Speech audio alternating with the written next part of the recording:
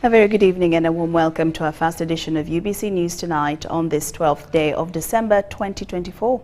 I'm Lauryn Masika Kazimoto and my colleague in sign language interpretation, Muhammad Mugalu. We welcome you this evening. Now we start off with our first story this evening. President Yoweri Kaguta Museveni has expressed concern over the ongoing issue of compensation for properties and lives lost during raids carried out by the Karamojongs in both Sebei and Bugisu regions. He indicated that he would invite his cabinet to focus on this matter.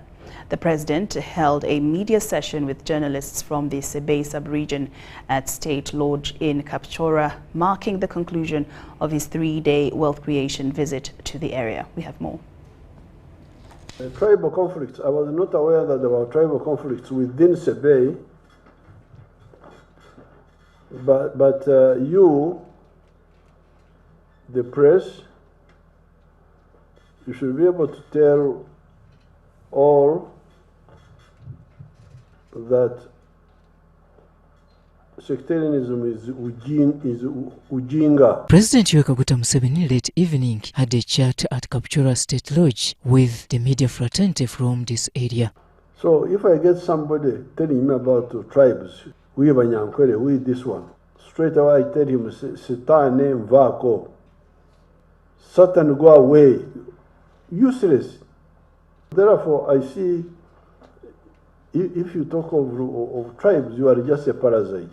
You should tell them. Asked about what the future looks like for those who ignore his wealth creation message, Museveni softly responded. We need to the Waganda have a saying, Adingana maolo agajamo mukuto, that if you eat food which is cold, but you eat it repeatedly, you will get satisfied. So me, I believe in keep trying, keep trying. There are those who will fail, but there are those who will succeed. And in the end, we shall succeed if our message is correct. Sebei sub-region media fraternity also sought for the head of state's attention on the continued raids by Karamojongs in the area. Neighbors from Karamoja are still disturbing people. Well, I wasn't aware about. I thought raiding had stopped. And this was another question from the fourth estate. And why wasn't Sebei not compensated? A very good question. Sebei must be on the list of compensation. I totally agree, because I know the story. It is because the other people make a lot of noise. You know, sometimes in Uganda, the one who makes noise is the one they attend to. But I totally agree that Sebei deserves compensation. Even the Bugisu, Bunambutie, those rural areas were being disturbed at one time. I totally agree with you. With evidence, government is willing to support PDM beneficiaries who lost their enterprise to the wildlife. Yes, recovering PDM money from people who have clashed with the UA. If there is proof that what they had planted was destroyed by a government agency, then that will be taken into account. We shall see how to support them. During the one-hour media engagement, Museveni reiterated that now with the return of peace and stability in Sebei, the only reward he can accord to the area, which has raised the country's flag high, mainly in the sports sector, is development and wealth creation. Runners from Sebei, how will I reward Sebei? I'm already rewarding them. Good roads. The biggest reward I want to give anybody is chasing poverty. Robert Nyangu, UBC News. Paying them well, our own people. President Yoweri Museveni has directed State House and the police to intervene and arrest individuals implicated in the extortion of funds from the 1 million shillings intended to directly benefit beneficiaries under the Parish Development Model Programme. The directive was issued during a public address at a gathering held at Binyinyi Primary School grounds in Kwen District, marking the final day of the President's visit to the Sebei region.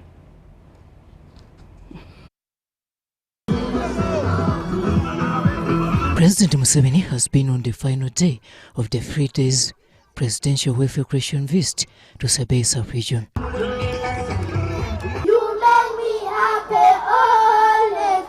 At this rally convened in Kwen District, the sub-region endorsed President Museveni for the 2026 general elections. To endorse you as our sole candidate for 2026, I stand to endorse your sole candidature. May those in favor of the endorsement of His Excellency President Yoweri Museveni to contest in 2026 say aye, to the contrary no.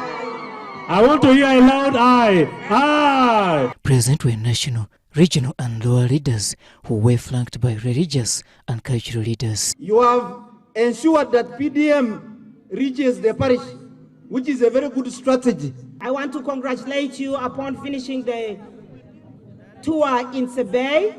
We thank you for coming to Kapchorwa, to Sebei, to this region, to preach Bonaba Gagawale.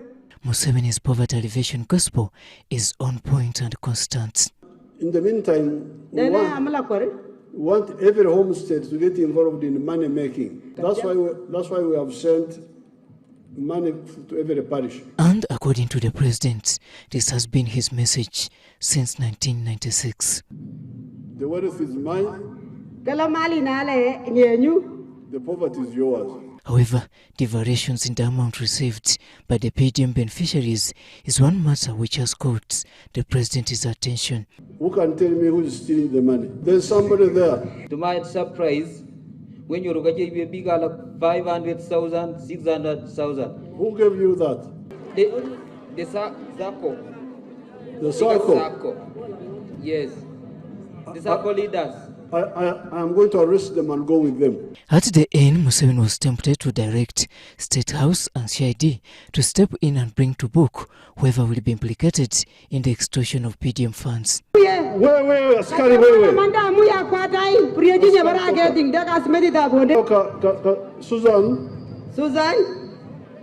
you just write the name and the telephone. Write the name and the telephone.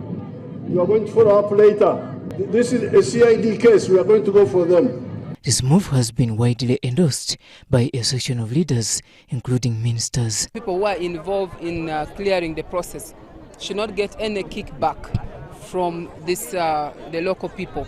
And these local people have come out to testify that they have taken money from them, from this Sebei sub-region. They will be subjected to investigations, and if they are found to be true, then definitely they will be taken to court. It will be a criminal offense, because you don't take money, you don't take bribes, you don't cut someone's money, because it's something that we cannot condone within the PDM. Some of them are getting, instead of the 1 million under PDM, some may be getting close to 800, 600, even less. Now, obviously, this is not right, and that's why the president has directed the head of police in his State House arrangement and the CID to quickly swing into action. They will be brought before the book, and this is the correct direction, because these are poor people. This public gathering ended by receiving a section of converse from the Forum for Democratic Change FDC members. Robert Nyangu, UBC News. State Minister for Persons with Disabilities, Helen Asamo, has called on Ugandans to be more mindful of children with disabilities and actively involve them in government programs such as the Parish Development Model and Emyoga. She made these remarks at the launch of the Citizen-Generated Data Initiative in Kampala, which aims to improve planning for marginalized groups and identify ways to assist children with disabilities. At a specific disability. State Minister for Persons with Disabilities, Helen Asamo, highlighted that many children with disabilities are orphans and lack the equipment they need for daily life. Anything on disability is for all of us in this room. She assured the public that the government is committed to helping all disabled children through programs such as PTM and Emyoga. Let the planning be on the needs of these vulnerable groups rather than on the numbers. But I think we need to see how we look at the needs of these young people and see how we can support them. And I think Doris Were, Executive Director of the Uganda Society for Disabled Children, emphasized the importance of the Citizen-Generated Data Initiative in addressing the specific needs of children with disabilities. So citizen-generated data is data that is collected from individuals at community level or groups of them, really at local government level, you could say, and right even at parents level. And this data complements what government normally produces with the national statistics. She noted that this data would facilitate better resource allocation and improve access to education for all children with disabilities. Yeah, it's really about increasing access to quality, inclusive education, and it's Sustainable Development Goal number 4. So we are happy. Karuna Magambe, Deputy Executive Director of the Civil Society Budget Advocacy Group, pointed out the challenges faced by children with disabilities in districts like Yumbe, where there is a shortage of qualified teachers. So these teachers have not been trained. The few that were trained by civil society organizations. So such information comes in and helps the Ministry of Education to plan better on capacity building and meet so that they can be able to meet the needs of children with disability within primary schools. We have heard from the report already that there are certain challenges, people not feeling safe in schools, particularly the persons with disability, whereas the other children, the normal children, were feeling safe. The proportion of children with disabilities that were not feeling safe was higher. So that's critical for the policymakers that are designing education programs to understand what's not making these children safe and how can we address this through our policies and resource allocation. Stephen Kayumba compared the story for UBC News. These issues not looking at a specific disability, but I want to thank Prime Minister Robina Nabanja is in Mbale to address the relocation of people affected by the recent landslides in Bulambuli district. The Prime Minister began her visit by meeting with the leaders from various districts to identify suitable relocation sites for the displaced individuals.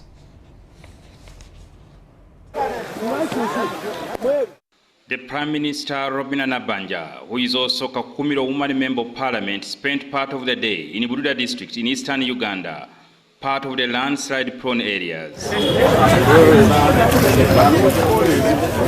Before she embarked on her journey to climb the hills and slopes of Mountain Elgon, Nabanja began by meeting district leaders to brief them about President Museveni's message of relocating the people in the region. All those people in dangerous enclaves of Mount Elgon and Mount Rwenzori must relocate. The word is must. It's not should. And you know the meaning of must. And once the president says that, it's a law. The Prime Minister issued a 2-week ultimatum to all the people living in landslide-prone areas of Mount Elgon to vacate, or else government forcefully evicts them. So the president directed me to come here, and you know Majegere. Do you know how I do my things? Now it's a must. People must relocate by January. How many weeks are these? So within 2 weeks, the government has given us 50 billion. The Prime Minister was taken to the areas which developed a huge crack, but as some people still on the hills close to the areas waiting until government compensates them. According to local leaders, the crack covers over 70 kilometers stretching to Kapchorwa district. No, the crack is here. It's here. Just starting from here. But this is the one which is this one. Yeah. Going like this. Which one? It starts from here to goes down. Where you are, we are on the crack. The place where we are starting. It is coming to you. No. We are on the crack now. There's another. There's a home here. A home is here. This is the crack. This is the one that stretches up to Kapchorwa. This is the major one that started, and we are going to climb down up.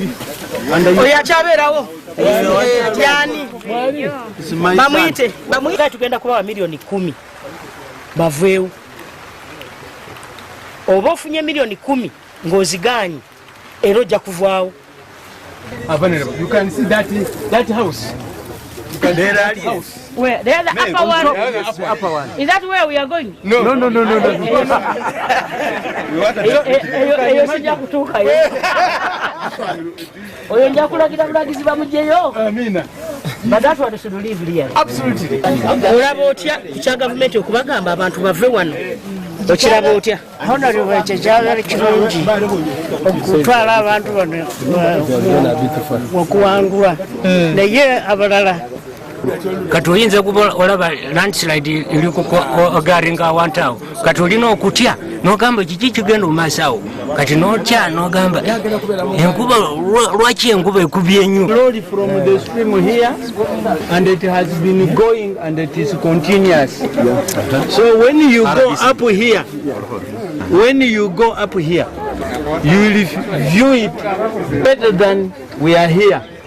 And the crack of this one. Why did somebody go up there? That's what residence for years. For years. How does he climb there? Like we are climbing now. How did he construct that house? How did he take the materials? They from up there. Most of them. That's the permission from you know, we have even a school up there. For government? For government. How did we construct it? Until when you go there, you will see that we have really... Can a vehicle reach there? No, we park it on the head. Yes. And right, this is my constituency. Whenever I talk in the parliament about this hard-rich area, this is people say, but and another one. The NRM government that was given a mandate by the people of Uganda, including Bududa, we are saying we don't want to lose any more life. Enough is enough. So I want today to commission the team that is going to look after the relocation exercise. One is the office of the Prime Minister, headed by Ogwang, Jimmy Ogwang, together with the NECOCO officer, is called the General Brigadier Akiki Rugadia. President Yoweri Museveni is currently touring Sebei region, part of affected by the landslide.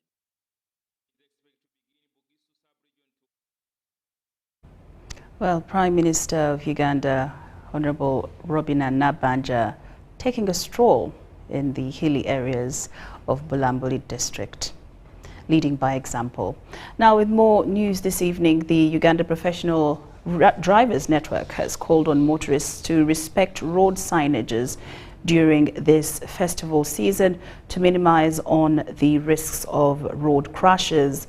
Ndugu Omongo, the executive director of the network, wants drivers to avoid lame excuses of poor road design and other related infrastructure.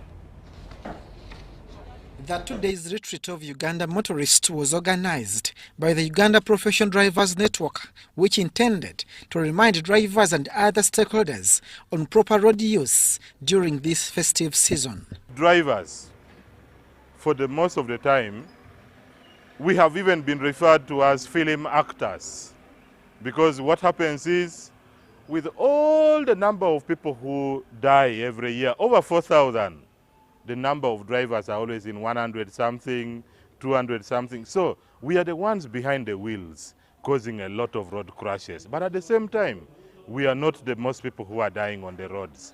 So we are calling upon the drivers that the life of the people, the property of the people, the children who are walking on the road, the border, the pedestrians who are on the road are at your mercy, because for you, you are in control of the vehicle. The retreat highlighted critical issues like overspeeding, driving under the influence of alcohol or drugs, and the neglect of road signs, all of which drivers must be mindful of.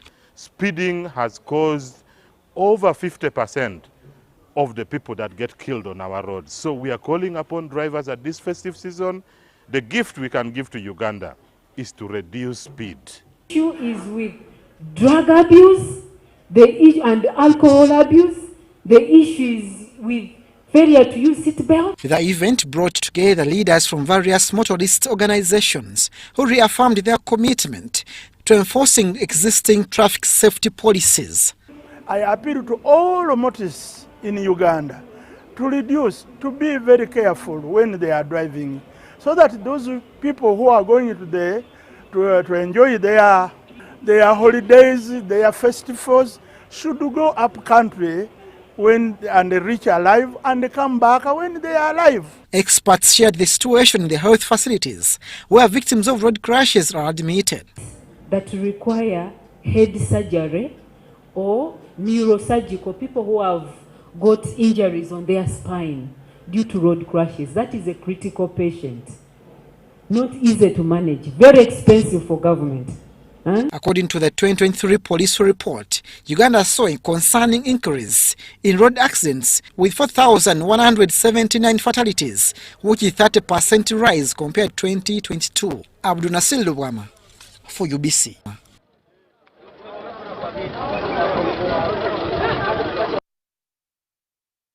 The U.S. Ambassador to Uganda, His Excellency William Pope, has affirmed continuous commitment by the U.S. government to continue supporting humanitarian and development aid to refugee communities and host communities living in Uganda. He revealed this while paying a courtesy visit at Jesuit Refugee Services Center in Nsambia, where about 300 refugees are receiving vocational skills for self-empowerment.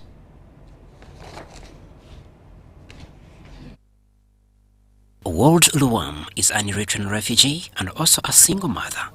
After completing a 6-month training in hairdressing at Jesuit Refugee Services, was given a mini grant to start up a beauty salon. She now earns an average monthly income of at least 1.5 million Uganda shillings, pays rent on top of catering for her children. She has already found her feet again amidst the refugee attack surrounding her tiny world. The first time I come to Jaris is by Joshua, my counselor. When I come to Uganda, I'm very bad. I have some problems with, stress. But with time, he helped me and he bring to me Jaris and he changed my life. Now, when I'm starting in Jaris, I learn too much things and I start to live. And I can start to manage my kids. Yeah. So now I have salon. Yeah, it is in Bunga. You know Bunga. Yeah. In average like 1.5. Yeah, like that. In 2024, U.S. provided more than 842 billion Uganda shillings in humanitarian and development assistance for refugees and Ugandan host communities. The United States continues to be the largest international partner in the refugee response here in Uganda, has been for a number of years. That support is currently benefiting and assisting more than 1.7 million refugees here in Uganda, as well as nearly 3 million Ugandans living in the host communities where refugee settlements are. As you'll see here today at JRS, another example is the vocational skills that are being provided through U.S. support through the State Department's PRM Bureau as well as USAID that gives individuals various vocational skills. At Jesuit Refugee Services in Zambia, they are skilled for 6 months in courses like catering, hairdressing, craftsmaking, among others. I want to say we are serving over 300 refugees every day here with our program. Despite the trauma of displacement and the pain of being far from home, people like Ward Luam have carved out new beginnings. This is a testament of the human spirit's ability to adapt, rebuild, and create a meaningful livelihood against all odds. Crispus Arinitwe, UBC News. And actually, thank you, Crispus Arinitwe, for that report. Now, over 12 local partners have joined forces in the Local Empowerment and Development Project aimed at building capacity and promoting self-sustainability for refugees and host communities in Uganda. The Minister for Relief, Disaster Preparedness and Refugees, Hilary Onek, urges the growing number of refugees to actively engage in scaling initiatives for self-sustainability. 0.8 million refugees in Uganda, the Local Empowerment and Development Project seeks to improve the socio-economic status of both refugees and host communities by strengthening the capacity of in-country partners. So, for refugees to have self-reliance, they have to have some skills so that they can work in people's, when they go to do agriculture and agricultural field, they are skilled. They know how to plant, how to harvest, they select the correct seeds, and so on. They have to be trained to do that through skills development, and there they also earn living. They are paid by the Minister for Relief, Disaster Preparedness and Refugees, Engineer Hilary Onek, reiterated the importance of skills development to protect the economic sustainability of refugees. And the population has gone close now to 1.8 million. I think by middle of next year, we may have about 2 million. Now, what do we do with this number of people? They have to be self-sustaining. We have to give them some skills so that they can look after themselves. Because there is no other means. We don't, as government, we don't have enough money. The Netherlands ambassador to Uganda emphasized that social inequalities within these communities can be best addressed through collective efforts of local communities. Do not reinvent the wheel, but work with what is there. And also, I really do invite you to work with one another. Don't go it alone. Do it together and make sure that we strengthen each other and not only duplicate each other and make use of each other's strengths and what is here. And local partners expressed their commitment to fostering skills development and gender equality among refugee and host communities. It is a 5-year project. We have selected 12 local organizations. 2 of them are refugee-led organizations. And these 12 organizations will be working in a number of refugee camps, and some of them will be specializing in advocacy so that the issues that affect refugees are addressed. Basically, like Tunado, we promote beekeeping in a business fashion. Refugees communities continue to face challenges such as limited funding, property ownership issues and gender inequality, underscoring the need for collaborative support. Cayenne Faith, Joel Vujo for UBC. Kampala Capital City Authority is still without a substantive executive director following the dismissal of Dorothy Kisaka. Kisaka, along with her deputy, Engineer David Luimbazie, and Public Health Director Dr. Daniel Okello, were removed from office in September due to criminal negligence following the collapse of the Chitezi landfill, which claimed the lives of over 30 people. As the search for their replacement continues, we explore the qualities that the next executive director of KCCA should possess. The top job at Kampala Capital City Authority initially attracted 44 applicants, including former Vision Group CEO Robert Kabushenga and former Managing Director of the National Social Security Fund, Richard Byarugaba. However, the list has since been narrowed down to a 12-person shortlist, excluding both Kabushenga and Byarugaba. You therefore need an ED who will institute a formulation of a robust strategic plan for this city. The strategic plan for this city should cover the greater Kampala area. And this should span from infrastructure, should span from economic, empowerment of the city dwellers. The president of the International Association of Strategy Professionals, Daniel Omara, emphasized that the next KCCA executive director should be non-partisan. So you need a more, independent-minded person to be able to bring together all these parties within the city, regardless of which political parties they belong to, for the good of this great city.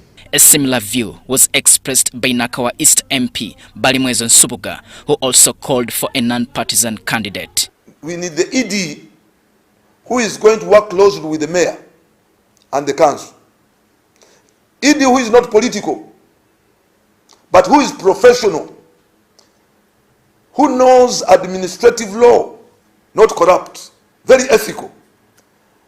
An ED who cannot be intimidated, because we have a number of power centers in the city. While the president appoints the executive director of KCCA, this is the first time the position has been advertised publicly. The government is looking for a Ugandan candidate with a bachelor's degree from a recognized institution, as well as a master's degree in law, business administration, economics, public administration, or urban planning and management. The candidate must also have at least 15 years of relevant working experience. To me, the ED would be an engineer, a scientist, because majority of the challenges that we have are engineering related. The greatest challenges that we have are roads, the poor road infrastructure network. We have 2,110 kilometers of road network, but only 30% is paved. But even the 30% that is paved, 70% has outlived the design life. The office of the executive director of KCCA, created in 2011, is responsible for providing strategic guidance, managing public funds, and coordinating the implementation of policies and programs within the city. Diano Oloin Peters, UBC News in Kampala.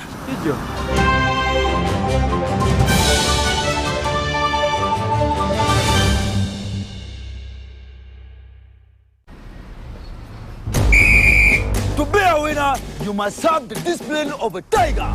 But when fueled with MTN Momo, winning is easy. Simply get your phone and use the Momo app or dial *165*3#, enter merchant code, enter amount, enter your Momo PIN, and pay. Congratulations! Your car is happy, and now you stand a chance to win mobile money with MTN Momo. Do you need data collection services, data analysis and reporting, monitoring and evaluation systems? Then contact Mold Technologies, a professional research firm that has provided many organizations with timely research solutions for over 15 years. For more information, visit www.mt.co.ug or call us on 0704 913 399 or 0782 602 963. Visit our office in Kampala at Sayuni Complex in Tinda. Mood Technologies, your professional research firm. This is so much smoke. How you doing? My friends told me about an affordable solution. They're called Greenergy BioStove. Very clean and very safe. Let me call them right away. Go.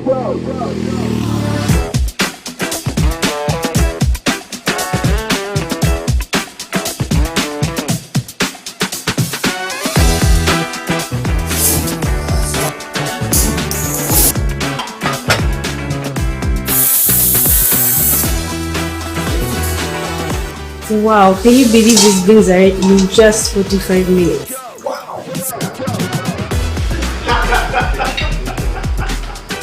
Greenergy ethanol stoves and fuel. Enjoy cleaner, healthier and affordable cooking. Cook your food in less than 2,000 shillings per day. No charcoal. Stop deforestation. We are looking for agents across Uganda. Greenergy, Bible Corner.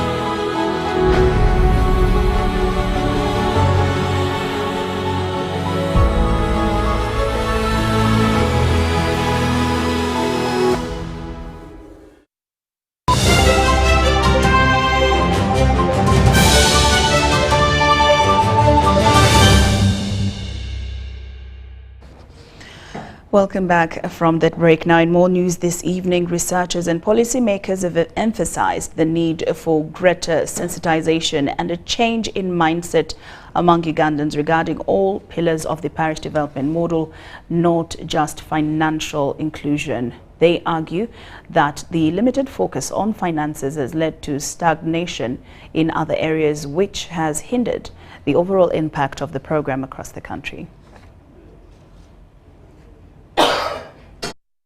The government has for long implemented various programs designed to uplift citizens from subsistence living to improved household incomes.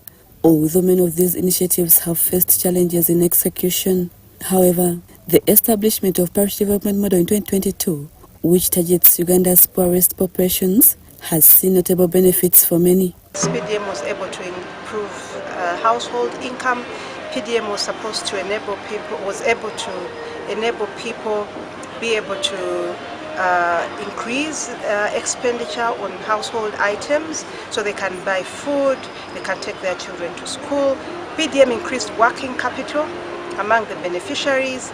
According to research conducted by the Network of Impact Evaluation Researchers in Africa, NIERA, there remains a significant gap in understanding the full scope of PDM. The focus has been disproportionately placed on financial inclusion, while other critical pillars of the program have received less attention. Pillar number 5, community mobilization, should have been pillar number 1. So people know exactly what's going on. They know every bit of the mix. Not too late. Many people in the communities are not even aware about PDM. They hear about it. The other pillars, they benefit all of us. Whether you are not taker, whether you're in production, mass production, you benefit from all the other pillars, apart from pillar 3. This is key. Researchers are now calling for increased sensitization of PDM to ensure that beneficiaries fully engage with and benefit from all aspects of the program. But the issue of making people really believe in the socio-economic transformation of our country, the origin of this PDM, you need to talk about it every time. And by the way, it's not only the farmers and these beneficiaries who need mindset change. It is all of us. Despite the PDM's program's achievements, concerns persist regarding the program's resource envelope, with many believing it is insufficient. Resources, both in terms of technical capacity, but also finances, they are not enough, especially at the lowest level where PDM is implemented at the parish. There is need for building the capacity for these parish circle leaders and other leaders within the communities to be able to handle technical aspects of PDM. Kampala Central Mayor Salim Uhuru has dismissed claims that the PDM is merely a token of appreciation from President Museveni, emphasizing that it's instead an initiative aimed at improving the lives of Ugandans. Absolutely, it's not the case. The issue is he has tried so many times with a lot of government programs to improve the livelihoods of our people. The government programs, if you compare most of the government programs, I can stand saying it's the PDM that has performed so well. Participants at the PDM dissemination workshop noted that while the research is timely, more needs to be done to ensure the program's success. The aim is to capitalize them so that they can participate in pillar number 1. In other words, you will not have to have an excuse and say, for me I don't have land, I cannot go to participate. We are saying, be anywhere on the value chain. Although the PDM has achieved a 65% implementation rate, research indicates that certain groups, particularly men and youth, have not fully participated in the program. However, all hope is not lost, and efforts are being made to increase their involvement. Rebecca Natongo, Mike Bakablindi, UBC News. Yardnet Uganda, in partnership with Maristops Uganda, has developed an action plan for the 10 components of the National Health Action Plan, focusing on climate resilience in the health sector. Raymond Ryoka, founder of Yardnet Uganda, highlighted how climate change, particularly floods and mudslides, has negatively impacted health facilities. Uganda launched the Health National Adaptation Plan which is a 5-year plan, 2025-2030, geared towards ensuring that the health sector is resilient to climate change and the climate shocks. Learning from the health facilities and processes have been affected by flooding and mudslides, drought, and all processes that affect communities and people, and leading to breakdown of hospitals like Kilembe and other facilities. So after launching the Health NAP, we as civil society, it was imperative that we look at that plan, internalize our role in ensuring that this plan is domesticated, but also integrated in our plans and strategies as NGOs. So we appreciate Maristops for supporting this process, to ensuring that civil society understand better the Health NAP, but also develop strategies that will help NGOs integrating their strategies and their proposals and their programs. So as we are planning for the National Adaptation Plan, we need to look at what's expected. The estimates are ahead of us. What can we do to mitigate this? How can we continue to push the government to put action at the grassroots, at national level, but then also at regional level? Everyone here has supplemented on our activities. Let's not leave it in here.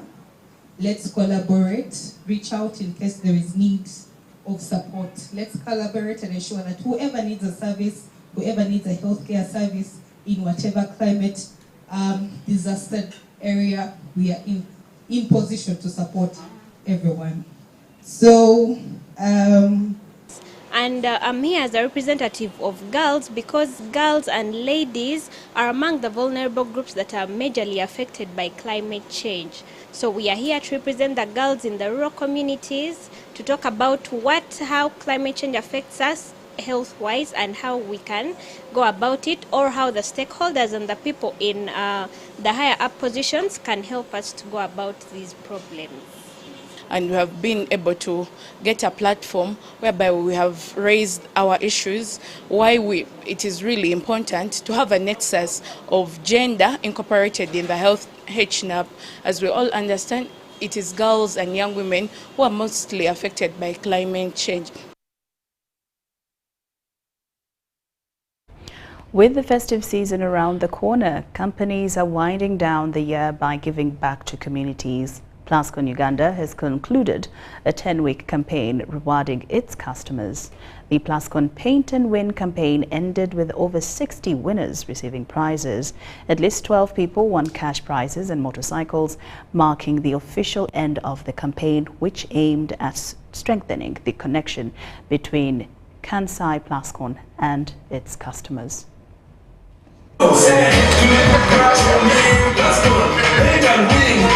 It's been really a fantastic response to this Paint and Win. The objective of this Paint and Win was actually to go on the ground and get feedback from the customers, and I think we have got the maximum number of entries ever this year, and we have got tremendous amount of feedback. So now the next step is to assimilate this information and see how we can improve further. Another objective of the Paint and Win has always been to give back and say thank you for all the support that the Ugandans have given to the Plascon brand. So once again, I would like to say thank you very much for supporting the Plascon brand. Keep loving this brand. You know, we are employing, directly we are employing almost, as of now, 673 Ugandans. And indirectly, I mean, the number can be amazing. Like, we just train 15,000 painters every year, which helps them to get employment. We have got almost more than 500 dealers and more than 2,000 sub-dealers. So they're employees. So if you start counting all those, I mean, it becomes a significant number of people who are actually employed because of directly or indirectly. I can't express it all, but I'm feeling very fine, very happy, and I'm saying Kasai Oye. I'm feeling comfort, I'm very happy, and I give God thanks for everything. Because without God, I would have not been here.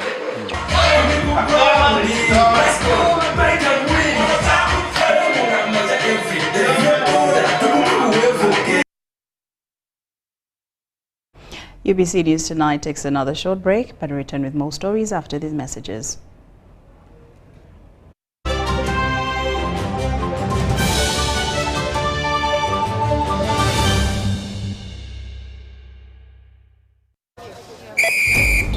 Winning requires muscles tougher than concrete. But when you shop with MTN Momo, winning is easy. Simply get your phone and use the Momo app or dial *165*3#, enter merchant code, enter amount, enter your Momo PIN and pay. Congratulations! You have finished shopping and now you stand a chance to win mobile money with MTN Momo.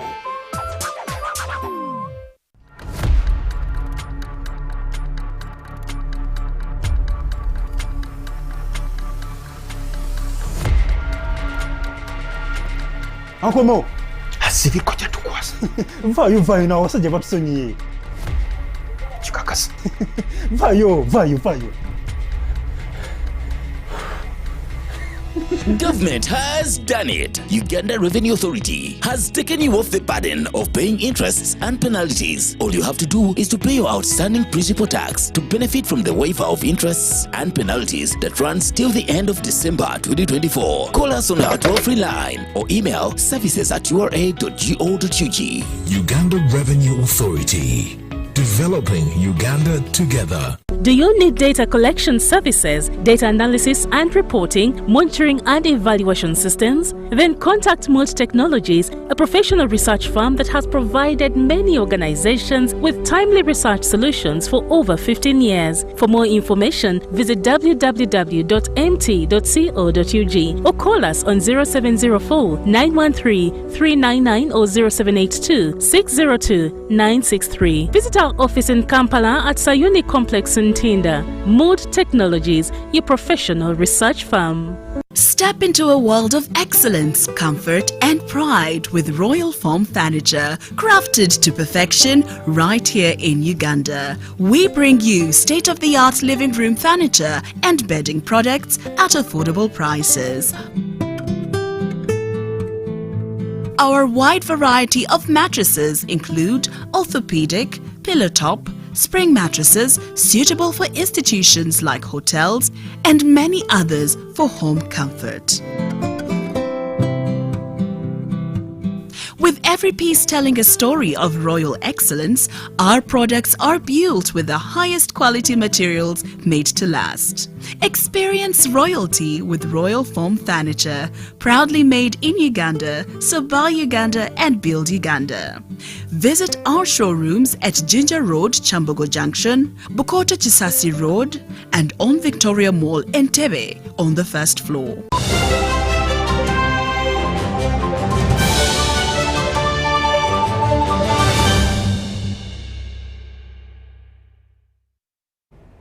Welcome back from the break, and now into business. The Ugandan government emphasizes the importance of accumulating wealth for sustainable development. The demand for knowledge and services to protect these assets has been rising. Recently, asset development companies have stepped in to offer solutions aimed at safeguarding wealth over the long term.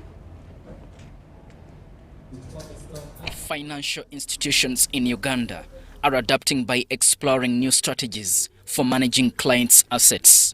This shift is part of a broader trend to redefine the wealth management landscape in the country with a focus on achieving sustainable growth. Cornerstone considers excellence to be a commitment rather than just a goal. It pervades everything we do, from the rigors of investment strategy to the customized services that we provide.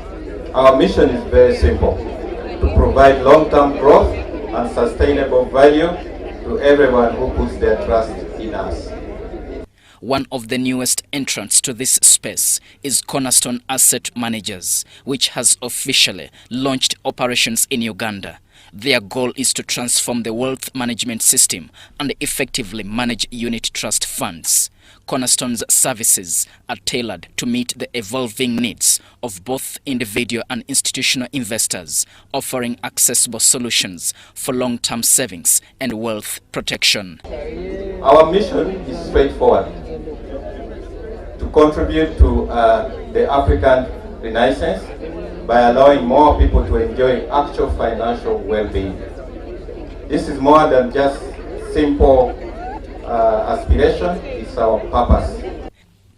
These services aim to empower Ugandans to safeguard their financial futures while ensuring growth and security. The State Minister of Finance, Henry Musasizi, underscored the importance of wealth management services. He highlighted that unit trust funds represent a bold step in enabling Ugandans to preserve and grow their wealth. This launch today contributes to the strategic mission of the government's socio-economic transformation and prosperity. Wealth management and unit trusts are more than just tools for personal financial stability. They are also vehicles for societal advancement. By allowing participation in Uganda's capital markets, these offerings serve a critical role in growing the financial ecosystem. With Cornerstone Asset Managers' entry into the market, there is a growing vision of a future where every Ugandan has the opportunity to invest, grow their wealth, and secure their financial stake.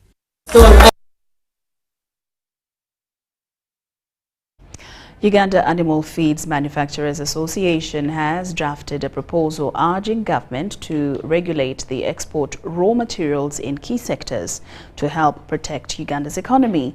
In an interview with UBC, Amibo Barushimana, the chairperson of the association, highlighted that the unregulated export of raw materials is hurting the growth of the animal feeds industry. This has in turn made the sector overly dependent on imports. The estimated value of animal feed imports into Uganda is approximately $25 to $30 million annually. These imports include a range of feed ingredients and additives such as premixes, vitamins, amino acids and processed feeds, primarily from countries like Kenya, China, India and Europe. While imports play a critical role in sustaining the sector, Uganda Animal Feeds Manufacturers Association is calling for the prioritization of Uganda's economic interests by the regulation of raw material exports to protect local industries and maintain stability. When I say that, it is necessary that government, through Ministry of Agriculture, gives UGAFMA the license to control importation and exportation of animal feeds and raw materials. The reason why I'm saying that, it will help us regulate these irregularities that are there. Because, for example, I've been a very strong advocate for VAT on imported concentrates or even animal inputs from beyond the East African community. And this is something that we need to understand and appreciate. The reason why this is to protect the small industries that we have. Uganda's animal feed imports are projected to reach 63 million kilograms in 2028, up from around 50 million kilograms in 2023. On the other hand, feed exports are expected to climb to approximately 336 million kilograms by 2028.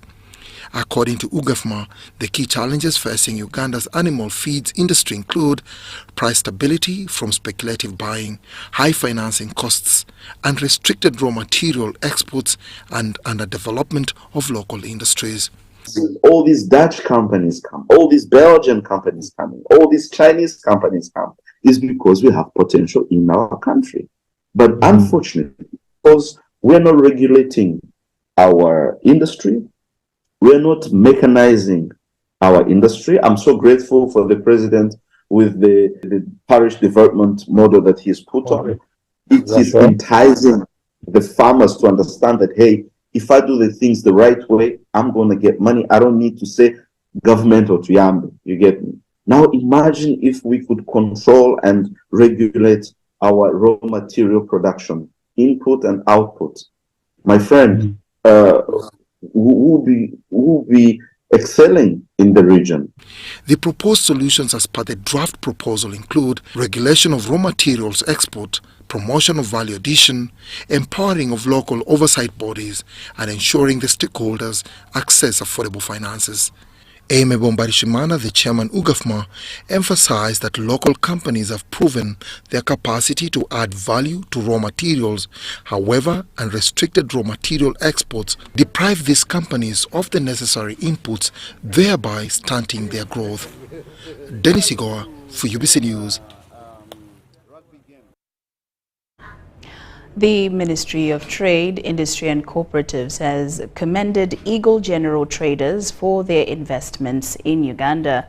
This aligns with President Museveni's vision of establishing industrial parks to attract investors and create industries that will generate employment for the youth.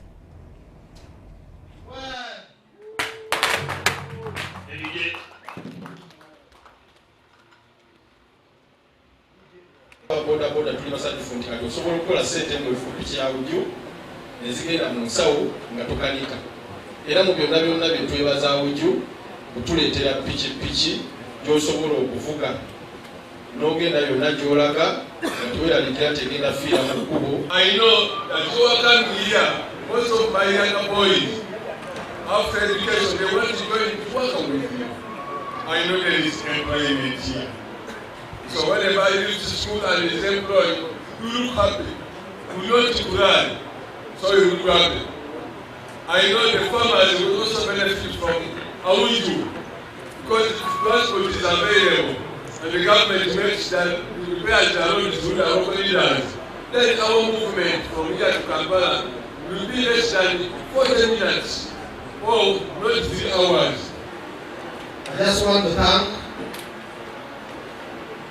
the Managing Director and your team, first of all, for coming to work in Uganda. And as you come to work in Uganda, you are also doing police work. Why do I say so?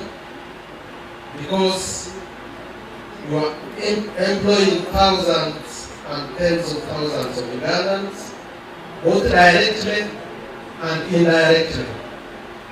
And I'm saying why you are fighting, why you are doing police work, is by employing these Ugandans. You are making them to have an income, to have something to do for themselves, not to engage in criminality. 体现的更是中国与乌干达一家人之间的相互信任和依赖。China and Africa remain long-term traditional friendship and cooperation. As the best and the most famous brand of motorcycle, Audi will bring not only the world-class motorcycle, but also the mutual trust and dependence. Through unity and unwavering dedication, how Joy have overcome challenges and difficulties to establish itself as a well-known brand in Uganda. Just as you can witness today. Our responsibility, however, does not end at selling motorcycles. We are equally committed to social and economic growth causes by creating opportunities and jobs while contributing positively to the sustainable development of Uganda. We are here not just to sell high-end products, but also to provide unparalleled shopping experience to our customers. Another celebration of 12 years, they're also opening up this grand building, which is going to be a showroom and also a service center here in Namave Industrial Park. So we thank them so much for heeding the call of His Excellency the President about investment, and on top of that, the cry for Bubu, that is build Uganda by buying from Uganda. These investors from China have set up an assembly plant here for the Honjo motorcycle. If you notice, we have a challenge of unemployment, but with this motorcycle, with the assembly here and with the cells, we have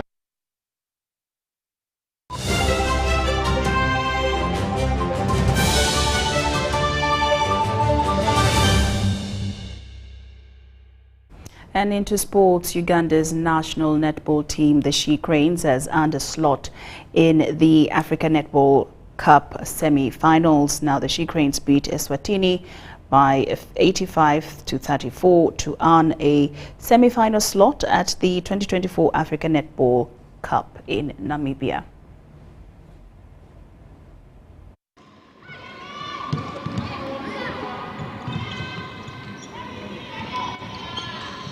After a day one loss that was followed by a win over Namibia yesterday, the She Cranes has beaten Eswatini 85-34 to earn a semi-final slot at the 2024 African Netball Cup in Namibia. Since the games had started, you remember that we had lost one game in Zimbabwe, but still that one couldn't make us to give up. For us, we were here to win because we had our goal to own the championship. And in these 2 games which we have been playing, at least we have learned so many things. That's why you're seeing, at least in each and every day, the games we are playing, we keep on improving every day. And we are hope tomorrow, I don't know the team which we're going to meet. It might be either South Africa or Malawi. For us, we're very ready to play any team that comes on our way. But still, our hope is to own the championship, come South Africa or Malawi. In the game played at the MTC Dome in the municipality of Swakopmund, Uganda led from start to finish. The first quarter ended 27-3, with the She Cranes 48-13 up at halftime. By the start of the final quarter, Uganda led 63-25, and even with massive changes, including a debut to center player Fidelis Namulema, held on for an 85-34 victory. By news time, it wasn't yet confirmed which team Uganda would play in the semi-finals because the group games in both Pool A and B were still ongoing.